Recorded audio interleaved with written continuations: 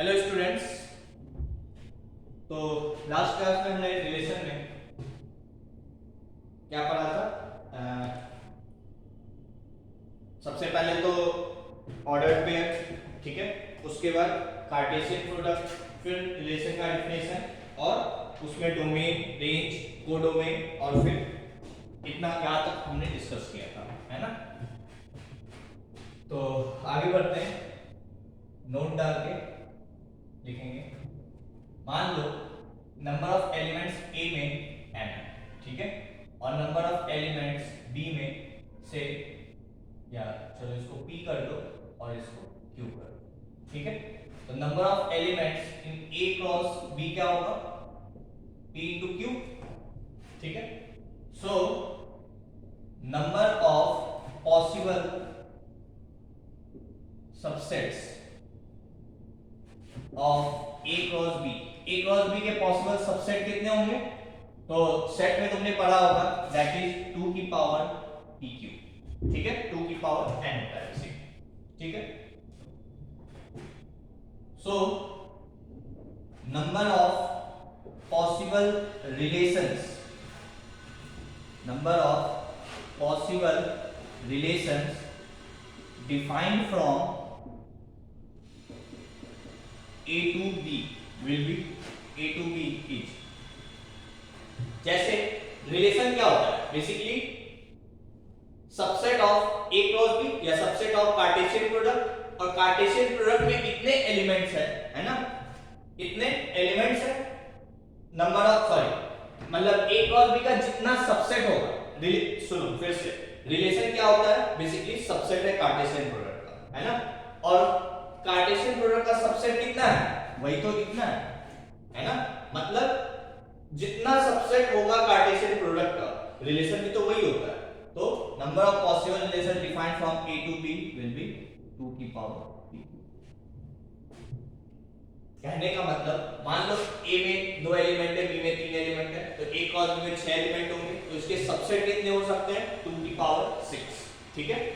तो number of relation जो होगा वो भी 2 की पावर 6 होगा, ठीक है। नोट कर लो, मैं एग्जांपल से तुम्हें समझाता हूं, ठीक है। यहाँ तक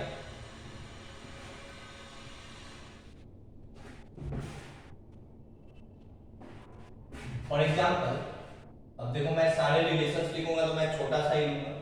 से a में 1 और 2 है, और b में से a b c है, ठीक है। नहीं ज्यादा हो जाएगा, तो से चलो एक एलिमेंट ले लेते हैं यहाँ पे और 2 एलिमेंट यहाँ पे, ठीक है। तो a क्रॉस b में कितने एलिमेंट होंगे? तो इसमें 2 है, इसमें 1 है, that is 2 into 1 that is 2, ठीक है। यदि मैं पूछूं कि कितने सबसेट्स होंगे, subsets of a cross b, तो वो क्या होगा? 2 की पावर 2 दैट इज 4, ठीक है। अच्छा, a क्रॉस b जो होगा उसमें क्या क्या एलिमेंट होंगे मैं वो लिख देता हूं। 1a 1 sorry a cross b में कितने एलिमेंट है? 1a एंड 2a, यही तो होगा, 2 ही एलिमेंट होगा, 2 ही एलिमेंट होगा, क्योंकि यहाँ 2 यहाँ 1, 2 into 1 2, ठीक है। सबसेट कितने होंगे इसके? तो इसके सबसेट जो होंगे उसको मैं यहाँ नोट कर रहा हूं। एक सबसेट तो सिर्फ 1 a आ जाए, एक सबसेट तो सिर्फ 2 a आ जाए, ठीक है। और तीसरा सबसेट जब दोनों आ जाए, और चौथा subset that is empty set is also a subset of every set, है ना। तो ये 4 इसके सबसेट हो गए, ठीक है, क्लियर। तो इसके रिलेशंस कितने होंगे? तो रिलेशन जो होगा बेसिकली r, वो भी 4 होगा।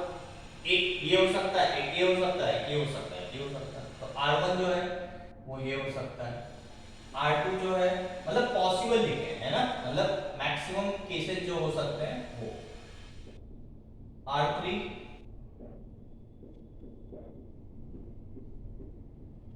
और R4 दैट इज 5, ये 4 रिलेशन यहाँ पे डिफाइन किया जा सकता है। ठीक है, नोट कर लो इसको।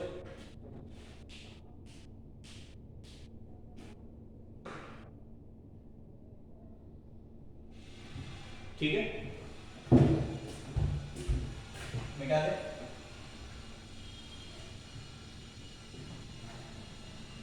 क्लियर?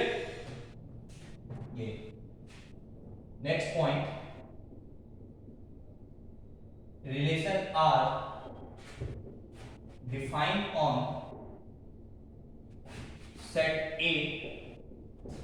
देखो, relation are defined on set A, relation are defined on set A, it means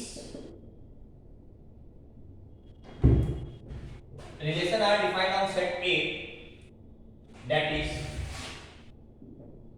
इसका मतलब क्या है? That is, it means a relation is defined from set A to set A.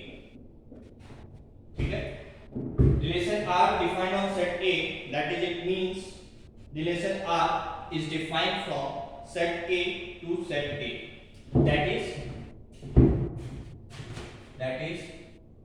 it is a subset of, that is it is a subset of A cross A. ठीक है, और R is the subset of, proper subset of A cross A. ठीक है, तो ये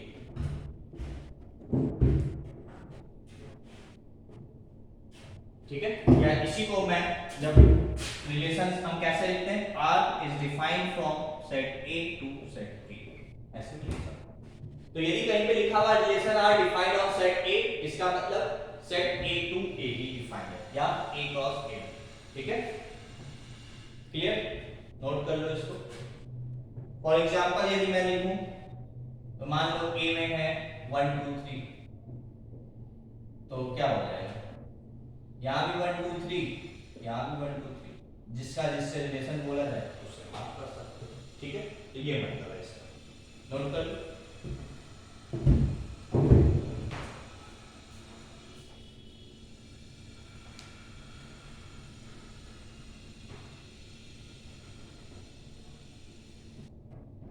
ठीक है,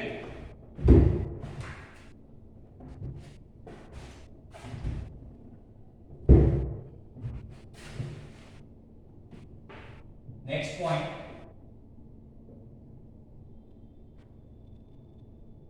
relation are defined on,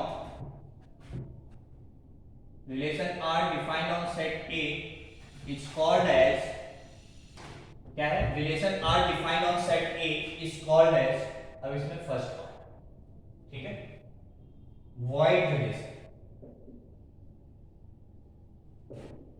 या एम्प्टी रिलेशन।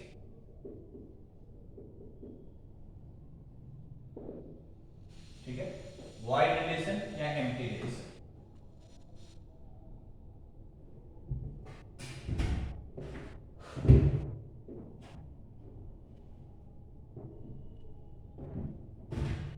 तो क्या होता है void relation? If no element of A is related to any other element of A.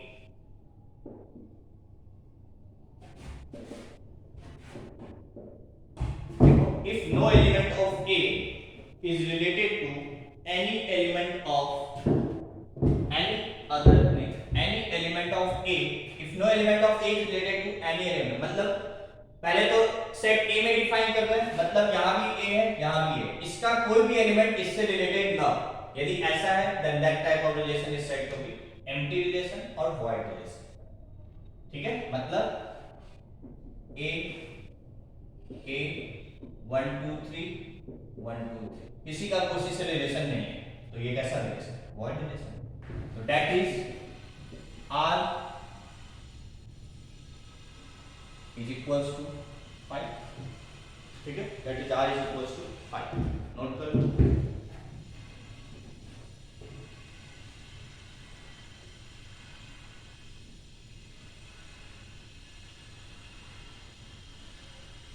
ठीक है, ये हो गया empty relation. Second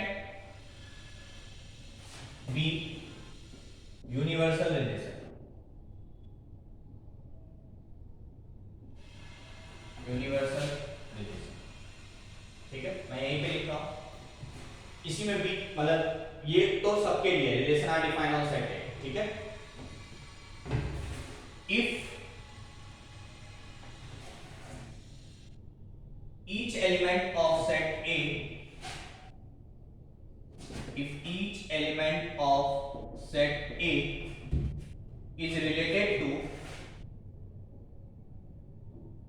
if each element of set A is related to, if each element of set A is related to every element of A, ठीक है, every element of A, ठीक है, if each element of set A is related to every element of A, ठीक है, then that is said to be universal relation, that is R is equals to A cross A। मतलब जितने product, जितने element Cartesian product में होंगे, यदि सारा universal relation में आ गया, सॉरी, जितने एलिमेंट कार्टेशियन प्रोडक्ट में होंगे यदि सारा एक रिलेशन में आ गया, then that relation is said to be universal relation. मतलब इसका सबके साथ रिलेशन होना चाहिए, इसका सबके साथ रिलेशन होना चाहिए, एंड इसका सबके साथ रिलेशन, ठीक है।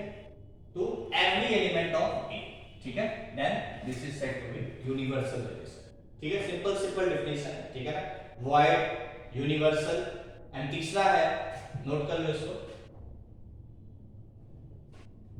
Third one is identity relation, सी,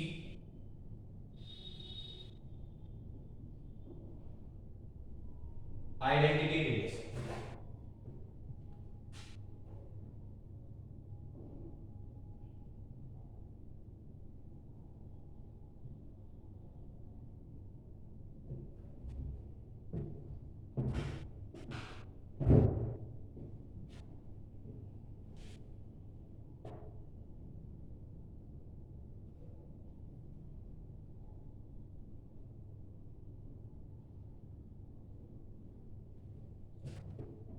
ठीक है, क्या है आइडेंटिटी रिलेशन, देखो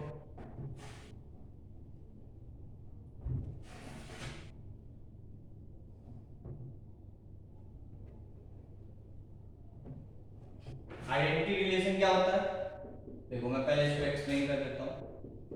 यहाँ पे 1 2 3, यहाँ पे भी 1 2 3, 1 का रिलेशन 1 से, 2 का 2 से, 3 का 3 से, यदि ऐसा है then this is said to be identity relation, ठीक है। That is R is a relation such that A comma A, such that A belongs to A, A comma A आना चाहिए, है ना, जो यहाँ है वही यहाँ, मतलब ये एलिमेंट 1 से लिंक हो, 2 2 से, 3 3 से, यदि ऐसा है then this is said to be identity relation, ठीक है। तो नोट कर लो,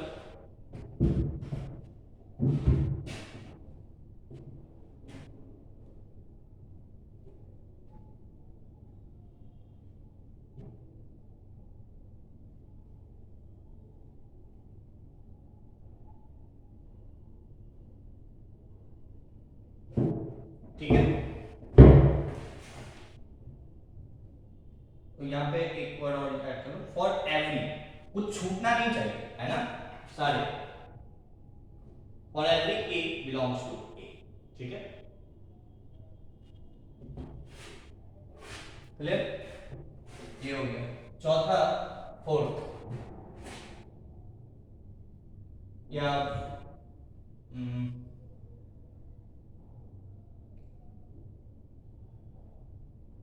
ठीक है, इसको मैं दे देता हूं।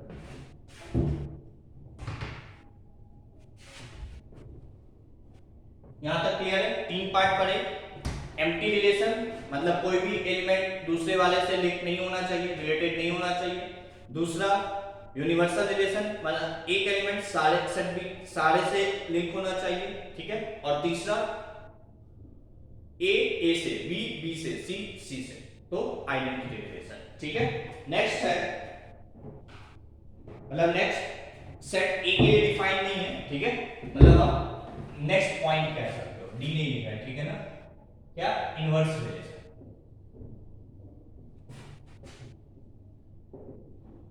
इनवर्स रिलेशन, ठीक है।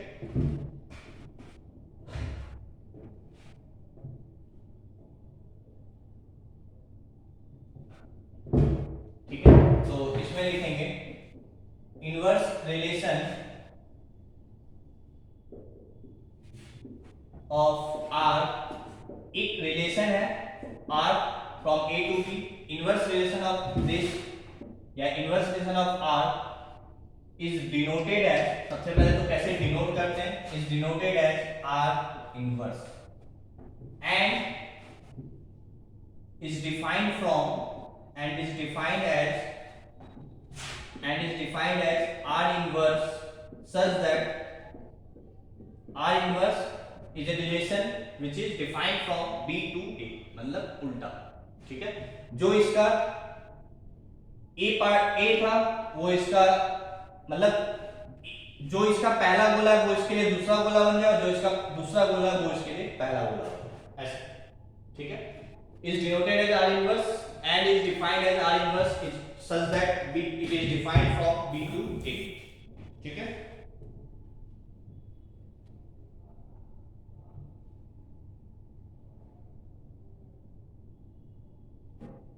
ठीक है, तो इसको हम लिखते कैसे हैं, defined as this and R inverse is equals to alpha comma beta such that beta comma alpha belongs to R. ये जो ऑर्डर पेयर है ये रिलेशन में बिलोंग कर रहा है, तो इसका उल्टा, यहां पे मैं बीटा अल्फा लिखा हूं तो इसका उल्टा जो होगा आर इनवर्स होगा, ठीक है क्या, ये है इनवर्स, लिख लो, अभी मैं आपको समझा रहा हूं। एग्जांपल लेते हैं,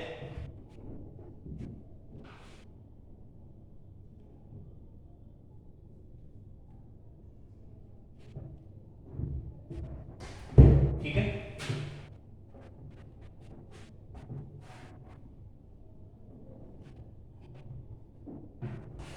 एग्जाम्पल लेते हैं, ठीक है। आर में सॉरी ए में 3 एलिमेंट है, से 1 2 3 एंड आर ए में 1 2 3 and R is defined on A, ऐसे लिखेंगे, चलो A पे कर देते हैं। R is defined on A as R such that A comma B such that A plus B is equals to 3, ठीक है क्या, A में 1 2 3 है and R is defined on A such that A plus B is equals to 3, ये एक relation है, ठीक है। जब हम ऐसे लिख दिए तो हमने एक रिलेशन डिफाइन कर दिया, और वो रिलेशन क्या है कि एक ऑर्डर्ड पेयर, रिलेशन में क्या होगा, एक ऑर्डर्ड पेयर, और वो दोनों ऑर्डर्ड पेयर में जो दो एलिमेंट आएंगे वो कैसे आएंगे, इन दोनों को सम करने पर क्या आना चाहिए, 3, ये रिलेशन होगी, ठीक है। तो एक सेकंड क्वेश्चन देखते हैं पूरा है, ठीक, तो ये है क्वेश्चन, तो फाइंड आर इनवर्स, ठीक है, सॉल्यूशन। सबसे पहले A क्रॉस A में क्या है, तो वो तो 1 1 1 2 1 3 2 1 2 2 2 3 3 1 3 2 एंड 3 3, 3 है तो 3 A में डिफाइंड है, तो 3 यहां A यहां भी 3 2 3 9, देख लो 3 3 6 3 9, ये तो A क्रॉस A हो गया। बट R क्या होगा, तो R तुमसे बोला गया है वो ऑर्डर्ड पेयर आएगा सच दैट उन दोनों एलिमेंट को ऐड करने पर क्या है 3, देख लो यहां आ रहा है, नहीं यहां आ रहा है, यहां लिख, यहां नहीं, यहां नहीं, यहां नहीं, यहां नहीं, यहां नहीं, यहां नहीं, मतलब दो ही एलिमेंट, दो ही ऑर्डर्ड पेयर ऐसे हैं जहां पे 3 आ रहा है ऐड करने पर, तो रिलेशन में ये आ गया दो, ठीक है, क्लियर। तो R इनवर्स क्या हो जाएगा, इसका उल्टा, अब इसका उल्टा 1,2 का उल्टा क्या होगा 2,1 और 2,1 का उल्टा क्या होगा 1,2। तो बेसिकली यहाँ पे r और r इनवर्स दोनों इक्वल, देखो 1,2 तो 1,1 2,1 तो 2,1, तो ये इक्वल है, ठीक है ना। तो ऐसे हम r इनवर्स निकाल सकते हैं। क्लियर, नोट कर लो।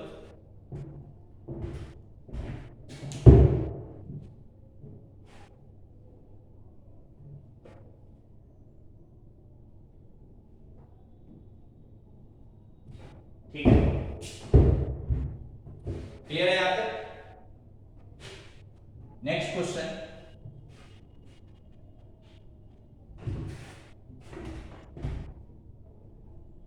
इसी में चेंज कर रहे हैं। A में है से 1 to 7 and R is defined on A as R is a relation such that A comma B or modulus of A minus B is less than equals to 1. Modulus of A minus B is less than equals to 1. ये given है, ठीक है। तो find R inverse, ठीक है। तो solution, तो सबसे पहले A क्रॉस A में क्या क्या है 1 1 1 2 1 7 2 1 2 2 2 7 7 1 7 2 एंड 7 7, ठीक है। देखो ये लिखना कोई जरूरत नहीं है, तो मैं बस ऐसे ही लिख देता हूं कि ये वाला पार्ट करने में आसान हो जाए, अदरवाइज तुमको डायरेक्ट करना पड़ेगा, ठीक है ना। तो कुछ छूट सकता है, ठीक है, वो ध्यान रखना। तो R में क्या क्या आएगा वो लिख लेते हैं। क्या है, कंडीशन है कि दो नंबर जो ऑर्डर पेयर है उनका सब्ट्रैक्शन का मॉड्यूलस 1 से छोटा होना चाहिए, का सब्ट्रैक्शन का मॉड्यूलस 1 से छोटा होना चाहिए। तो देखो ये 1 - 1 0, 1 से छोटा है, आगे है ना। ये तुम क्या करो, देखो यदि 1 - 2 करोगे -1 वो भी तो 1 से छोटा है, या इक्वल है, इसका मॉड्यूलस 1 के बराबर आ गया ना, तो ये भी आ जाएगा, ठीक है। 1, 7 - 6 उसका मॉड्यूलस 6, क्या 6 1 से छोटा है, नहीं, तो ये नहीं है। 2, 1 1 आएगा, ठीक है। 2, 2 भी आएगा। 2, 7 5 आ जाएगा, नहीं आएगा। ये 6 आ जाएगा, ये 5 आ जाएगा और ये 0 आएगा, तो ये भी आएगा, तो ये आ गया, ठीक है। तो ये R हो गया। तो R इनवर्स क्या हो जाएगा, इसका उल्टा तो यही होगा, इसका उल्टा, इसका उल्टा, इसका उल्टा और इसका उल्टा भी यही होगा। दिस इज द आंसर, ठीक है, सिंपल है, ठीक है, नोट कर लो।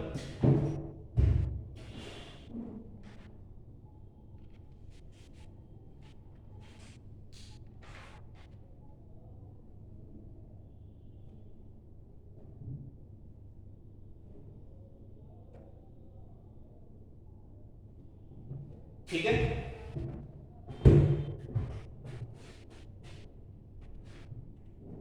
क्लियर। इसी में नेक्स्ट क्वेश्चन मैं थोड़ा सा चेंज कर रहा हूं, ठीक है। यहां पे मैं सिर्फ रिलेशन चेंज कर दिया, सच दैट 2a + b = 5, ये कर दिया। तो a क्रॉस a अब भी यही रहेगा, यहां पे चेंज होगा। अब देखो इसका ट्वाइस प्लस दिस 5 आना चाहिए। 2 + 1 3, 2 + 2 4, 2 + 7 9, 4 + 1 5, हाँ ये आ रहा है ना, मतलब क्या है 2, 1। 4 + 2 6, 4 + 7 नहीं 40, तो वैसे ही ज्यादा हो गया, तो सिर्फ एक ही एलिमेंट आया, दैट इज 2, 1, ठीक है क्या। तो इसका इनवर्स क्या हो जाएगा, इनवर्स में भी एक ही एलिमेंट आएगा, दैट इज 1, 2। तो सिंपल सा चीज है ना, नोट कर लिया।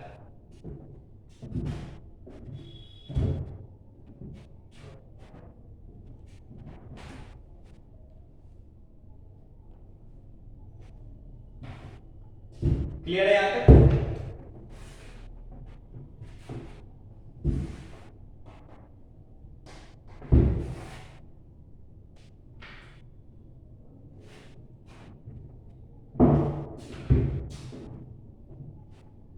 ठीक है, अब types of relation.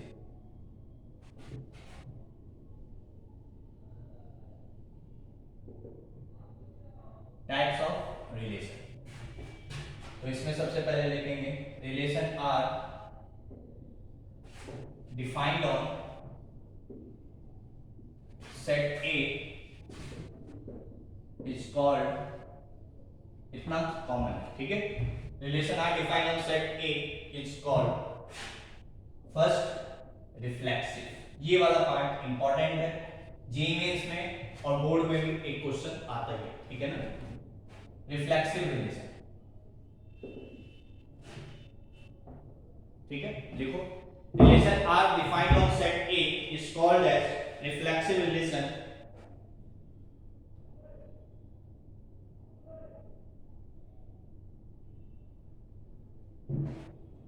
called as reflexive relation if यदि मान लो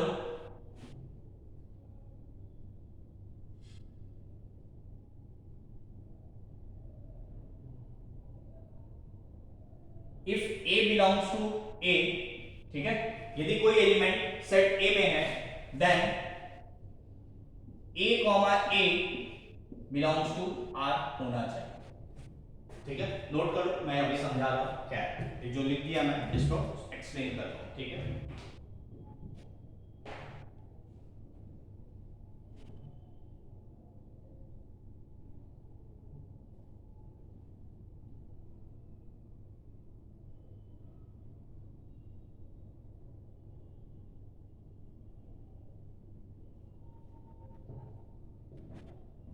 क्या है, यदि कोई भी एलिमेंट सेट ए में है, ठीक है, देखो इसका क्या मतलब है, कोई भी एलिमेंट यदि सेट ए में है तो उसके कॉरेस्पॉन्डिंग एक इस टाइप का ऑर्डर्ड पेयर होना ही चाहिए, ठीक है। मतलब यदि मान लो सेट ए में 1 है तो 1, 1 का ऑर्डर्ड पेयर होना चाहिए। मान लो सेट ए में 2 है तो 2, 2 का भी ऑर्डर्ड पेयर होना चाहिए किसी रिलेशन में, तभी वो रिलेशन रिफ्लेक्सिव कहलाएगा। फॉर एग्जांपल मान लो सेट ए में 1, 2, 3, ठीक है, और एक रिलेशन डिफाइंड है यहीं पे, ठीक है, और उसमें मान लो मैं लिख रहा हूं 1, 1, 2 एंड 3 एंड 1, 3, 2, 3, ये तो यहाँ पे 1 है तो देखो क्या यहाँ पे 1, 1 है, हाँ है। यहाँ पे 2 है तो क्या यहाँ पे 2, 2 है, हाँ है। यहाँ पे 3 है, क्या यहाँ पे 3, 3 है, हाँ है। मतलब A तो A, A, B तो B, B, C तो C, C, यहाँ पे बाकी क्या है उससे कोई मैटर नहीं, ये तीनों है यहाँ पे, मतलब ये जो रिलेशन है this relation is said to be reflexive relation, ठीक है। कोई भी एलिमेंट यहाँ पे है तो उसका कह सकते हो आइडेंटिटी वाला पार्ट, आइडेंटिटी रिलेशन ही तो होता है, जो यहाँ वहीं होना चाहिए, जो यहाँ वहीं होना चाहिए, मतलब ये पूरा आइडेंटिटी नहीं है, पूरे आइडेंटिटी होने के लिए ये नहीं होना चाहिए, ठीक है। बट मैं कह रहा हूँ ये वाला पार्ट होना चाहिए, 1 है तो 1, 1, 2 है तो 2, 2, 3 है तो 3, 3, M है तो MM, Z है तो Z, किसी एक रिलेशन में यदि होगा सारे एलिमेंट के कॉरेस्पॉन्डिंग, ठीक है ना, तो ही वो रिलेशन रिफ्लेक्सिव रिलेशन कहलाएगा, ठीक है। एक एग्जांपल ये नेक्स्ट लेते हैं, इसको मिटा देना है, ठीक है ना।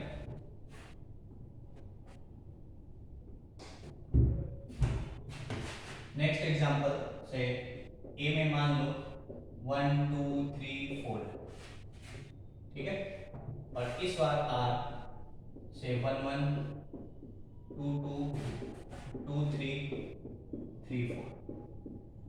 अब क्या ये रिफ्लेक्सिव है, तो यहाँ 1 था 1, 1 है, ठीक है, 2 था 2, 2 है, 3, 3 नहीं, मतलब ये रिफ्लेक्सिव नहीं, खत्म। आगे चेक ही नहीं करना, कोई भी एक ऑर्डर पेयर नहीं मिला मतलब वो रिफ्लेक्सिव नहीं है, सिंपल, ठीक है। यदि मतलब ऑर्डर पेयर में 1 है तो 1, 1 होना चाहिए, 2 है तो 2, 2 होना चाहिए, 3 है तो 3, 3 होना चाहिए, 4 है तो 4, 4 होना चाहिए, ठीक है ना, तो ही वो रिफ्लेक्सिव कहलाएगा, अदरवाइज वो रिफ्लेक्सिव नहीं होगा, ठीक है।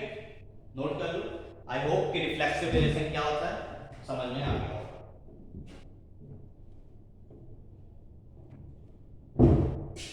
ठीक है। इसको मिटा दें। अच्छा चलो मैं यहीं पे 2-3 सेट लिखता हूं, सेट R1 1, 1 2, 2 3 3 4 4, ठीक है। R2 1 1 2 2 3 3 4 4 1 4 2 4, और तीसरा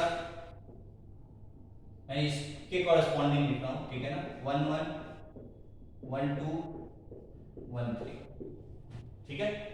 तुम्हें बताना है इसमें कौन सा आइडेंटिटी रिलेशन है और कौन रिफ्लेक्सिव रिलेशन,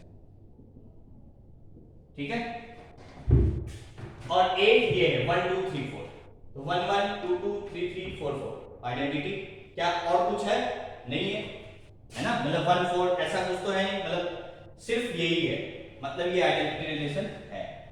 रिफ्लेक्सिव तो सारे के कॉरेस्पॉन्डिंग है, मतलब रिफ्लेक्सिव, ठीक है। ये 1 1 2 2 3 3 4 4 बट एक्स्ट्रा भी ये आइडेंटिटी, इसके वजह से ये आइडेंटिटी नहीं है, बट रिफ्लेक्सिव के लिए 4 है, तो यहाँ पे चारों का है, इसलिए ये रिफ्लेक्सिव भी है, ठीक है। ये अब यहाँ 2 2 ही नहीं है, तो ये तो आइडेंटिटी भी नहीं है और नाइदर रिफ्लेक्सिव, ठीक है क्या। तो ये डिफरेंस है आइडेंटिटी और रिफ्लेक्सिव में, ठीक है। I hope you have understood this, ठीक है, नोट कर लो।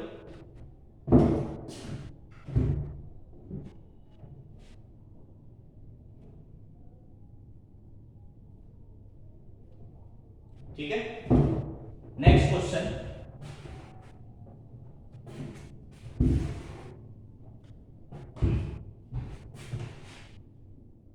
let L is a set of all parallel lines. Let L is a set of all lines in a plane, parallel or all lines in a plane, ठीक है। Let L is a set of all lines in a plane and a relation R is defined as, let N is a set of all lines in a plane, ठीक है, and a relation R is defined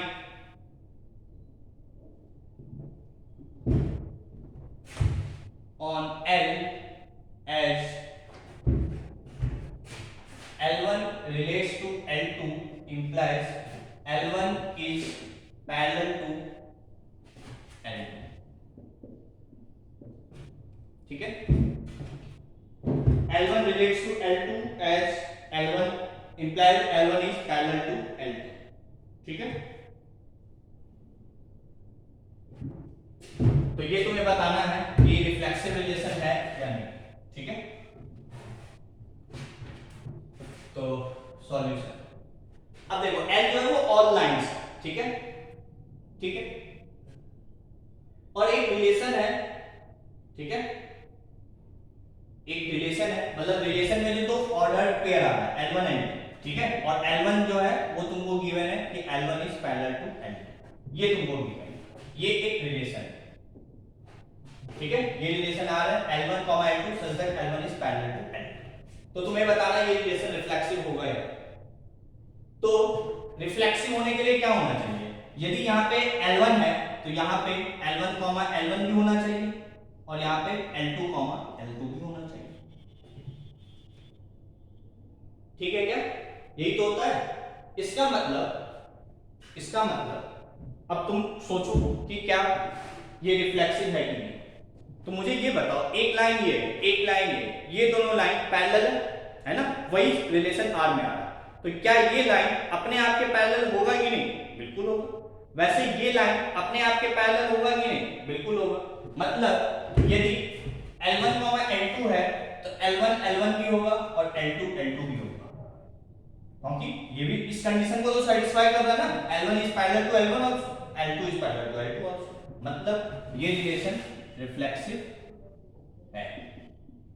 समझ में आई क्या बात, मतलब क्या, simple सा मतलब ऐसे सोचो कि दो लाइन पैरेलल है, तो ये लाइन अपने आप के पैरेलल होगा कि नहीं, मतलब L1 L1 यहाँ पे आएगा। इसका मतलब क्या है, L1 L1 का, कि L1 is parallel to L1, obvious बात है L1 is parallel to L2, L2 का मतलब L2 is parallel to L2, वो भी होगा, मतलब ये ऑर्डर पेयर है यहाँ पे, दैट बाय कि ये रिलेशन रिफ्लेक्सिव है।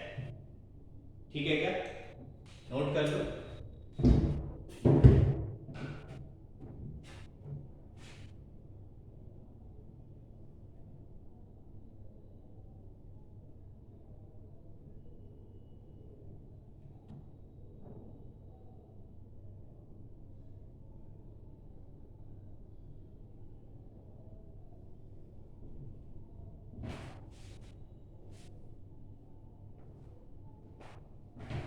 ठीक है यहां तक। नेक्स्ट क्वेश्चन,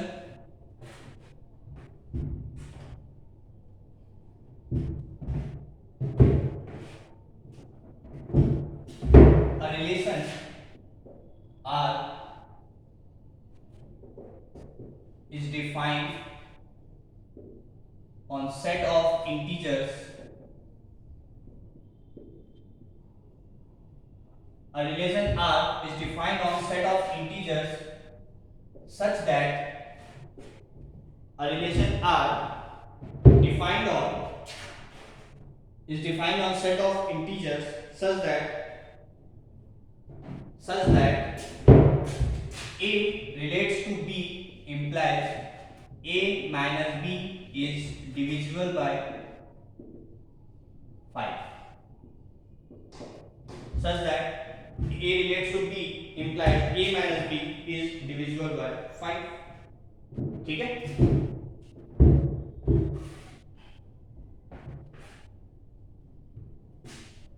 तो A relates to B का मतलब क्या है, ये है ना। तो तुम ऐसे सोचो, मुझे क्या चाहिए, A चाहिए, है ना। A का मतलब क्या होगा कि A relates to A, और A relates to A का मतलब क्या होगा, A relates to B का मतलब A minus B, A relates to A का मतलब A minus A, तो A minus A क्या होगा, हमेशा 0, और ये क्या है, is always divisible by 5,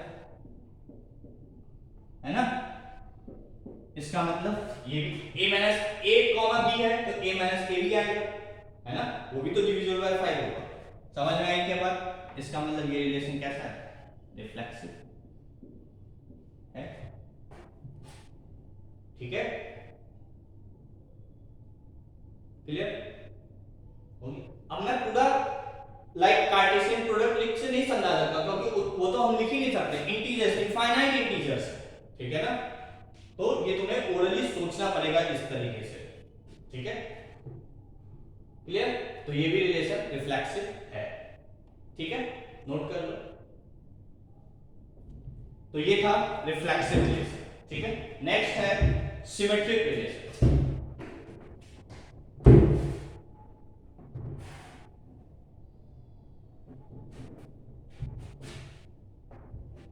next है सिमेट्रिक रिलेशन, ठीक है, लिखो, इसका डेफिनेशन है, relation R is called as symmetric, relation R is called as symmetric if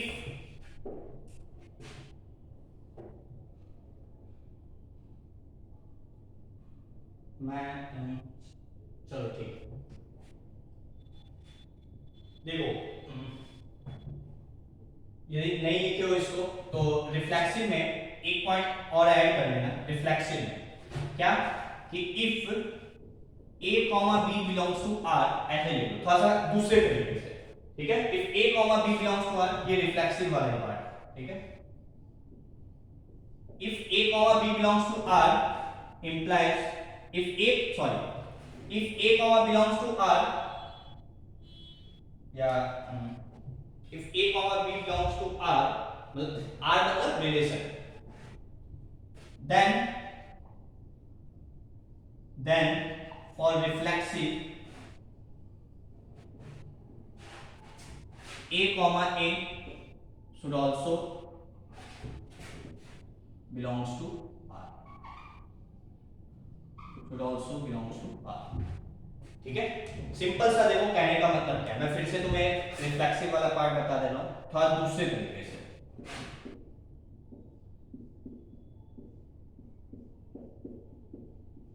मान लो ये, ठीक है, यहाँ पे 1,2 है, जहां यहां तुमको 1 दिख गया तो यहाँ पे 1,1 भी होना चाहिए रिफ्लेक्सिव के, ठीक है। 1,2 1,3 तो 1,1 भी होना चाहिए, ठीक है। जैसे 2,1 तो 2,2 भी होना चाहिए, जो यहाँ है वो यहाँ वाला पे भी होना चाहिए। यदि ऐसा है तभी रिलेशन रिफ्लेक्सिव कहलाएगा, अदरवाइज नहीं। ठीक है क्या? ये if A belongs to R then for reflexive A comma A should also belongs to R। ये रिफ्लेक्सिव में नोट डाल के, ठीक है। उसके बाद आएंगे सिमेट्रिक, ठीक है बेटा। तो सिमेट्रिक क्या है? Relation R is called as symmetric if, देखो इसको मैं ऐसे लिख रहा हूं, if A comma B belongs to R then if A comma B belongs to R this implies कि B comma A should also belongs to R। यदि कोई रिलेशन रिफ्लेक्सिव होगा कब? जब A comma B यदि रिलेशन में है तो B comma A भी होना चाहिए, ठीक है। फॉर एग्जांपल देखो, मान लो एक रिलेशन है, मैं दूसरे तरीके से बोल रहा हूं, से 1 2 1 3 2 1 3 1 1 1 2 2 3 3, ऐसे यहां पे 1,2 है ना, तो 2,1 भी होना चाहिए। 1,2 है तो 2,1 भी है, ठीक। 1,3 है तो 3,1 भी होना चाहिए, वो भी है। 1,1 है तो इसका 1,1 इसको उल्टा करो तो वही रहेगा, इसको भी उल्टा करो तो वही रहेगा, इसको भी उल्टा करो तो वही रहेगा। मतलब सारे एलिमेंट के कॉरस्पॉन्डिंग यदि ए बी है तो बी कॉमा ए बी है, मतलब ये रिलेशन कैसा है? सिमेट्रिक, ठीक है। यदि ए कॉमा बी इस रिलेशन में है तो बी कॉमा ए बी है यहाँ पे, जैसे इसका ये, इसका ये, इसका यही, इसका यही, इसका ये, इसलिए ये रिलेशन सिमेट्रिक है। अब मैं देखता हूं क्या ये रिलेशन रिफ्लेक्सिव है या नहीं, ठीक है। तो देखो यहाँ पे 1,2 तो जहां यहाँ पहले 1 लिखा तो देखो 1,1 है कि नहीं है, इसके कॉरस्पॉन्डिंग में 1,1 आएगा, वो भी है। इसके कॉरस्पॉन्डिंग 2,2 वो भी है, इसके कॉरस्पॉन्डिंग 3,3 वो भी है, मतलब ये रिलेशन रिफ्लेक्सिव भी, ठीक है। ये रिलेशन रिफ्लेक्सिव भी है, सिमेट्रिक भी है, ठीक है। तो रिफ्लेक्सिव आई होप अब तुम्हें समझ में आ गया होगा। अब सिमेट्रिक के बारे में बात करते हैं कि A कॉमा B कोई भी ऑर्डर्ड पेयर है तो उसका उल्टा ऑर्डर्ड पेयर भी उस रिलेशन में प्रेजेंट होना चाहिए, then that type of relation is said to be symmetric relation, ठीक है। नोट कर लो, फिर कुछ एग्जांपल्स देखते हैं।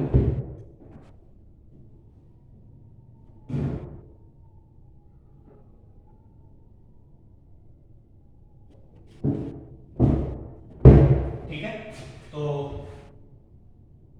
इसी में मैं आगे लिख सकता हूं यहीं पे, that is A relates to B implies कि B relates to A, ये होना चाहिए, ठीक है। नोट कर लो।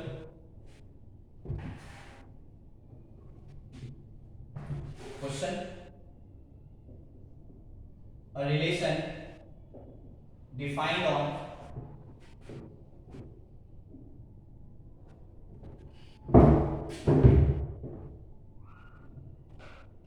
a relation defined on L, a relation defined on L where L is set of straight lines in a plane, where L is a set of straight lines, where L is a set of straight lines in a plane, a relation defined on L where L is a set of straight lines in a plane and L1 relates to L2 implies L1 is parallel to L2, ठीक है, L1 relates to L2 implies L1 is parallel to L2। तो अब ये तुम्हें बताना है कि ये सिमेट्रिक है या नहीं, ठीक है। तो सॉल्यूशन, अब देखो यदि L1, L2 किसी सेट में है, मतलब इसका क्या मतलब हुआ, इसका मतलब हुआ कि L1 is parallel to L2। तो L1 ये लाइन इसके पैरेलल है, तो ये लाइन इसके भी तो पैरेलल होगा, मतलब L1, L2 है, L1 is parallel to L2, this implies कि L2 is parallel to L1, L1 parallel to L2 है, तो L2 भी पैरेलल है L1 के, ये इसके पैरेलल, तो ये इसके parallel, L2 is parallel to L1 implies कि L2, L1 भी यहाँ पे होगा, ठीक है क्या। मैं कोई एक लाइन को नहीं फिक्स कर रहा हूं, मैं एक इसको मान लिया कि L1 is parallel to L2, तो L2 is also parallel to, मतलब ये ऑर्डर पेयर है तो ये भी ऑर्डर पेयर होगा, तभी तो सारा कुछ R में आएगा, अदरवाइज तो एलिमेंट छूट जाएगा, छूटना मतलब पूरा कंप्लीट नहीं होगा। तो ये है तो ये भी होगा, इसका मतलब ये रिलेशन कैसा है, सिमेट्रिक है, ठीक है, क्लियर, नोट कर लो।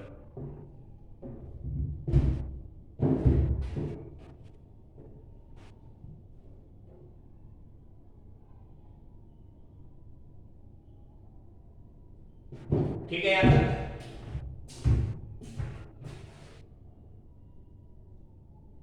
ठीक है, सेम क्वेश्चन, ठीक है, नेक्स्ट क्वेश्चन मैं यहीं पे चेंज करता हूं, सेम क्वेश्चन और यहां पे सिर्फ पैरेलल की जगह इस बार क्या गिवन है, L1 is perpendicular to L2, ठीक है, L1 is perpendicular to L2, तब बताओ ये रिफ्लेक्सिव होगा कि नहीं।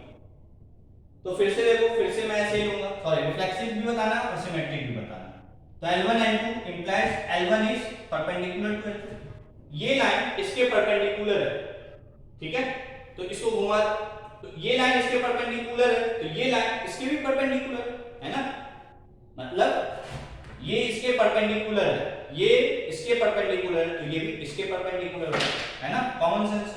तो L2 is also perpendicular to L1, ये इसके परपेंडिकुलर, तो ये इसके परपेंडिकुलर, मतलब ये होगा, मतलब सिमेट्रिक है, ठीक है। बट मैं पूछूं क्या ये रिलेशन रिफ्लेक्सिव है ना, मतलब रिफ्लेक्सिव होने के लिए क्या कि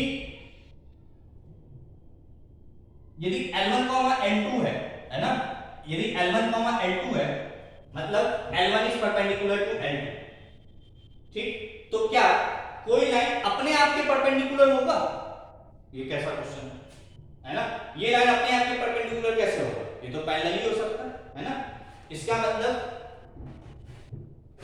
L1 को मैं यहीं पे चेंज कर रहा हूं, ये तो सिमेट्रिक वाला पार्ट खत्म हो गया, ठीक है ना, इसको निकाल दो पूरा, ठीक है।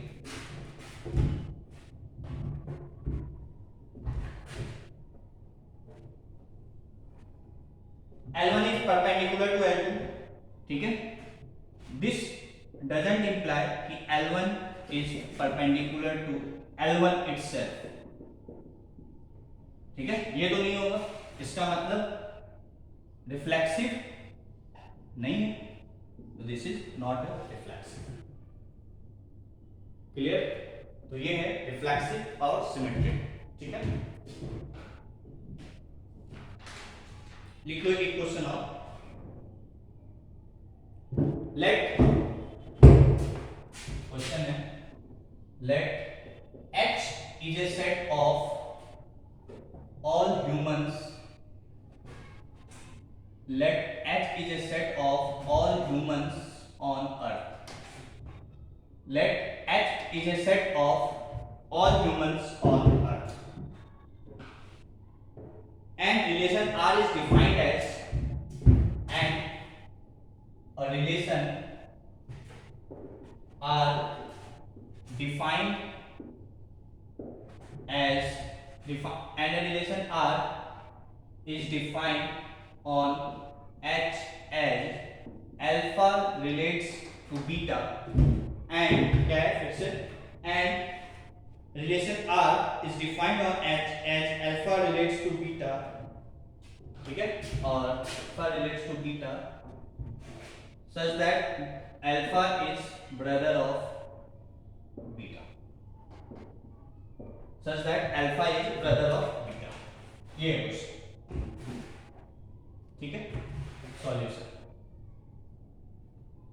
तो देखो अल्फा बीटा क्या है, इसका मतलब है कि alpha is brother of beta, है ना।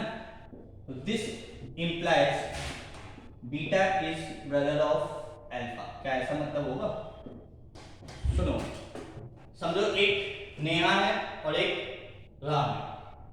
Ram is brother of Neha, सही बात है, ठीक है। बट मतलब सुनो, सॉरी,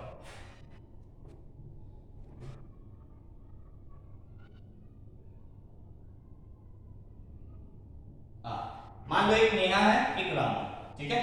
तो राम इज या Ram is brother of Neha, Ram जो है नेहा का भाई है, सही बात है। बट क्या मैं ये कह सकता हूं कि नेहा इज ब्रदर ऑफ का, नेहा राम का भाई है, कैसा होगा? नेहा तो राम की बहन भी हो सकती है ना। मतलब कहने का मतलब यदि ये इसका भाई है तो कोई जरूरी नहीं कि ये इसका भाई होगा, ये इसकी बहन भी हो सकती है ना। इसलिए दिस डजंट इंप्लाइज कि beta is brother of alpha. इसका मतलब बीटा ब्रदर ऑफ अल्फा नहीं है, मतलब ये ऑर्डर्ड पेयर यहां पे नहीं होगा। हो भी सकता है, वो कब होगा? जब दोनों लड़के होंगे। यदि एक लड़का एक लड़की हो जाए तो ये ऑर्डर्ड पेयर यहां पे नहीं होगा, ठीक है। इसका मतलब ये है बट ये नहीं है, इसका मतलब ये रिफ्लेक्सिव नहीं, सॉरी ये सिमेट्रिक नहीं, ठीक है। क्या ये रिफ्लेक्सिव है? खुद सोचो, ये इसका भाई है तो क्या ये अपने आप का भाई होगा? बिल्कुल नहीं। तो ये भी रिफ्लेक्सिव भी नहीं है, नाइदर रिफ्लेक्सिव नॉर सिमेट्रिक, ठीक है क्या? तो आई होप ये दोनों पार्ट समझ में आ गया होगा, reflexive relation and symmetric relation, ठीक है। थर्ड वन ट्रांजिटिव रिलेशन, ठीक है। तो ये था दो part, reflexive and symmetric. Third है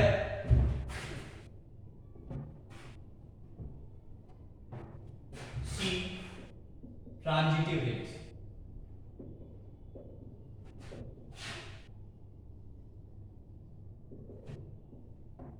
ठीक है। Transitive relation, a relation R is said to be transitive if alpha relates to beta and beta relates to gamma, alpha relates to beta and beta relates to delta. This implies alpha relates to beta, ठीक है, and beta relates to delta. This implies कि alpha relates to delta, ठीक है। Note कर लो इसको पहले। That is, क्या बोल रहा हूं मैं, यदि एक ऑर्डर्ड पेयर R में है, ठीक है, और अल्फा बीटा और ये बीटा यहां पे ये दिया है, ठीक है। यदि alpha beta and beta delta यदि किसी रिलेशन में है, ठीक है, एंड तो दिस इंप्लाइज कि अल्फा और डेल्टा भी यदि होगा, यदि ये होगा, then this type of relation is said to be transitive relation, ठीक है। सिंपल सा मतलब ऐसे लेते हैं, यदि a कॉमा b है, b कॉमा c है, तो a कॉमा c भी होना चाहिए। a कॉमा b, ये b यहाँ b कॉमा c, तो a कॉमा c भी होना चाहिए, बस, ठीक है। Note, sorry b comma c ने a कॉमा, फिर से a कॉमा b है और b कॉमा c है, तो a कॉमा c भी उस रिलेशन में होना चाहिए। यदि ऐसा है then that is said to be transitive relation, ठीक है। नोट कर लो।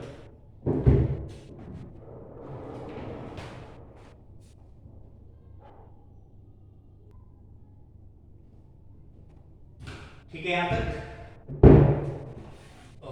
एग्जांपल लेते हैं। तो पहले लाइन वाला ही लेते हैं, ठीक है ना। तो क्वेश्चन है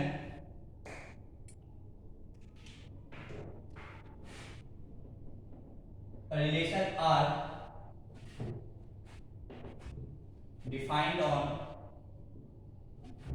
L where L is a set of all straight lines in a plane such that a relation R defined on L where L is a set of all straight lines in a plane such that L1 relates to L2 implies L1 is parallel to L2। ये question तो तुम्हें बताना है, ये reflexive भी था symmetric भी था, अब ट्रांजिटिव बताना कि है कि नहीं।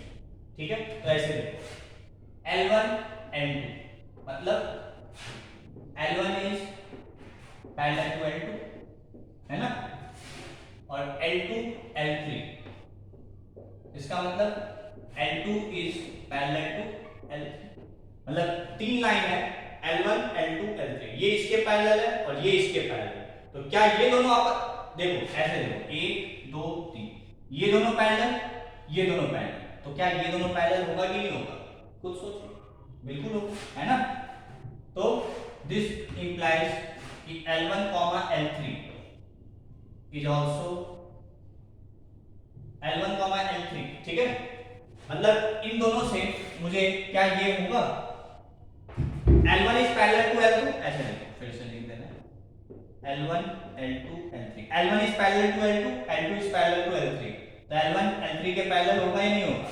तो L1 is parallel to L3। क्या और कोई तरीका है जिससे ये दोनों कंडीशन वैलिड हो? मान लो एक ये बना दी और एक ऐसे बना दी, तो पैरेलल ही नहीं हो सकता। ये लाइन इसके पैरेलल होना चाहिए तो सीधा ही होगा। ठीक है, तो ये दोनों कंडीशन इंप्लाइज कि L1 is parallel to L3 and this implies कि L1 L3 भी होगा। तो आ गया ना, L1 L2 है L2 L3 है, तो L1 L3 भी होना चाहिए तो होगा बस। ठीक है, इसका मतलब ये जो रिलेशन है ये ट्रांजिटिव है। समझ में आई क्या बात? ठीक है, यदि एक लाइन दूसरे के पैरेलल और दूसरा लाइन तीसरे के पैरेलल तो पहला लाइन तीसरे के पैरेलल होगा ही होगा, मतलब ये ट्रांजिटिव है। ठीक है, नेक्स्ट क्वेश्चन इसी में इस पैरेलल की जगह क्या कर लेंगे? परपेंडिकुलर। ठीक है, ये शायद सिमेट्रिक था रिफ्लेक्सिव नहीं था है ना, अब ट्रांजिटिव देखते हैं। ठीक है, L1 L2 का मतलब L1 is perpendicular to L2 और L2 L3 का मतलब L2 is perpendicular to L3।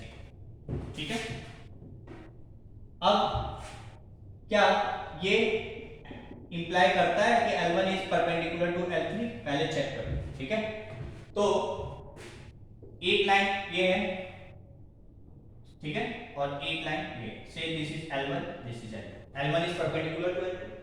अब L2 एक तीसरे लाइन के परपेंडिकुलर बनाना है तो ये होगा ये L3।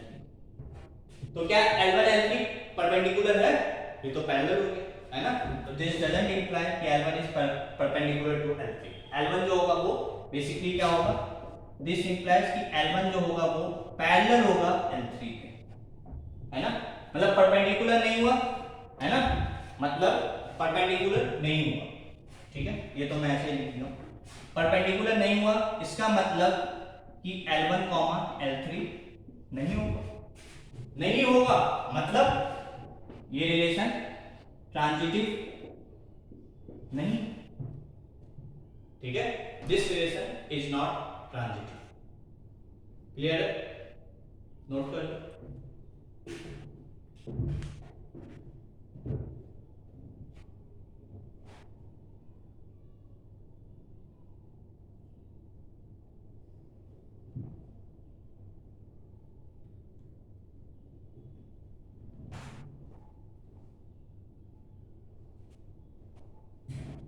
ठीक है, यहां तक मिटा दें इसको।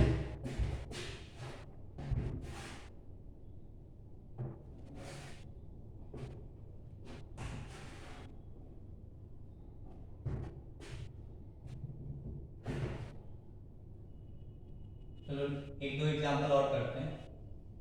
लेट h, या h वाला नहीं, late r is a relation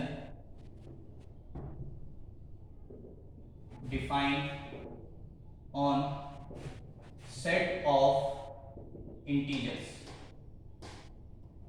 Let r is a relation defined on set of integers such that a relates to b implies a minus b is divisible by 5. a relates to b implies a minus b is divisible by 5. ये मुझे देखना है। तो ये तो हम reflexive देख ही चुके थे, तो ये तो रिफ्लेक्सिव है। चलो पहले सिमेट्रिक देखते हैं। तो सिमेट्रिक के लिए मुझे ये बताओ, यदि a कॉमा b इंप्लाइज कि a minus b is divisible by 5, divisible by 5, यदि a minus b divisible by 5 से, तो b माइनस a भी तो डिविजिबल बाय 5 से, b minus a is also divisible by 5। यदि a माइनस b b से 5 से डिविजिबल होगा, तो b माइनस a भी 5 से डिविजिबल होगा। दिस इंप्लाइज कि b कॉमा a भी होगा। तो a कॉमा b है तो b कॉमा a भी है, इसका मतलब सिमेट्रिक भी हो गया। S R is for reflexive, S is for symmetric, मतलब ये रिलेशन सिमेट्रिक भी। ठीक है, अब देखते हैं ट्रांजिटिव। ठीक है, तो देखो a माइनस b क्या है, 5 से डिविजिबल है, मतलब 5 टाइम्स 5 का मल्टीपल होगा। वैसे ही यदि b माइनस c भी 5 से डिविजिबल है, तो ये भी 5 का मल्टीपल होगा। इसका मतलब क्या हुआ कि a कॉमन है ना, इसका मतलब क्या हुआ b कॉमा c। ठीक है, यदि मैं इन दोनों को ऐड कर दूं तो क्या आ जाएगा, ये कैंसिल हो जाएगा, a minus c is equal to 5 times k1 plus k। ये भी 5 से डिविजिबल था, ये भी 5 से डिविजिबल है। क्या a माइनस c ये 5 का मल्टीपल है, मतलब this is also divisible by 5, this is also divisible by 5। ये 5 से डिविजिबल था, ये 5 से डिविजिबल था, दोनों को ऐड किए तो a माइनस c आ गया, ये भी 5 से डिविजिबल। अब a माइनस c का मतलब क्या हुआ, यदि मैं ऑर्डर पेयर के टर्म में लिखूं तो इसका मतलब था ये, तो इसका मतलब क्या होगा a कॉमा c, इसका मतलब a comma c is divisible by 5। ठीक है क्या, इसका मतलब a comma c is divisible by 5, मतलब a b है b c है तो ac भी, इसका मतलब ये रिलेशन ट्रांजिटिव भी है। ठीक है, तो ये रिलेशन ट्रांजिटिव भी है। क्लियर, नोट कर लो। ठीक है, यहां तक